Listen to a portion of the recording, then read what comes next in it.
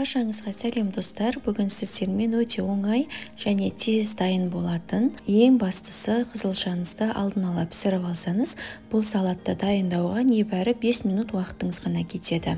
Қонақтар келгенде бұл салат сіздің дастарханыңыздың сәнін ашады. Бұл салатты дайындау үшін бізге ең алдымен бір ас қасық зәйтүн майы қажет, кішкене ғана шым тұз және қара бұрыш қосып араластырамыз. Егер сіздерде лимон болса, лимонның кішкене ғана соғын құйсаңыздар болады. Алдын ала рукколамызды осылай жуып аламыз. Одан кейін керек емес артық бөліктерін, яғни төменгі бөліктерін алып тастаймыз.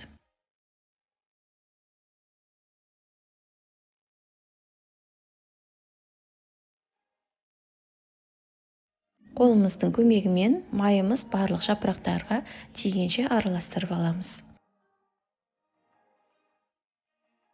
Одан кейін үлкендеу тәрілкемізді алып, ортасына стақанды қойып, рукколаны орналастырамыз.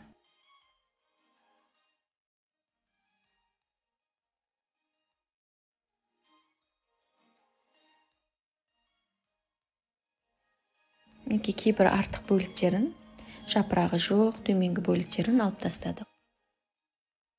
Мендегі үлкен бір штук қызылша сыртын тазалаған кезде осындай бөліктерге бөліп қойғанмын.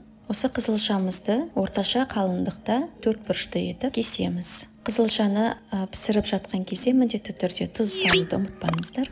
Құрметті көрермен, егер менің каналыма тіркелмеген болсаңыздар, міндетті түрде тіркеліп қоюларыңызды сұраймын.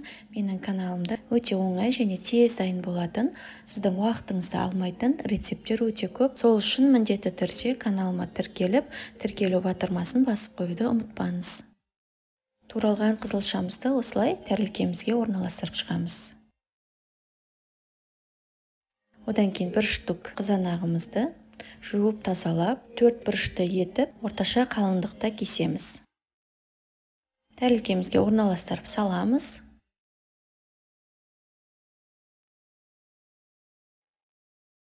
Одан кейін творожный сырымызды аламыз. Оны да осындай кішкене шағын бөліктерге бөліп кесеміз.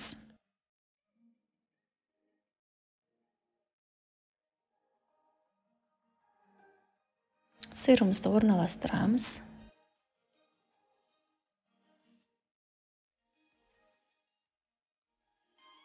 Одан кейін жарты апельсинімізді алып, сыртын аршып аламыз.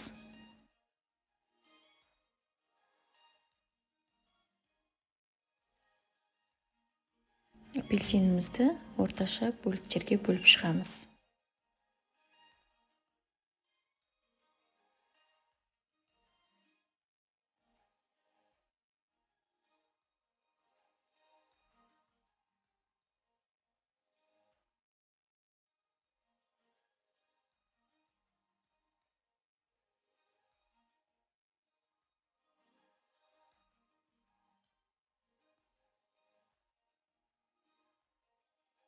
Міне барлық қажетті заттарды турап болдық. Енді оның үстіне соусымызды себеміз.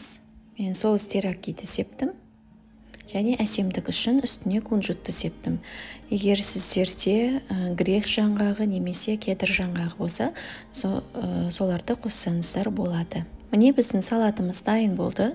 Өте оңай және дастарханыңызда әдемі көрінеді. Қонақтар келгенде жасап дастарханыңыздың сәнін келтіріңіз. Ас болсын!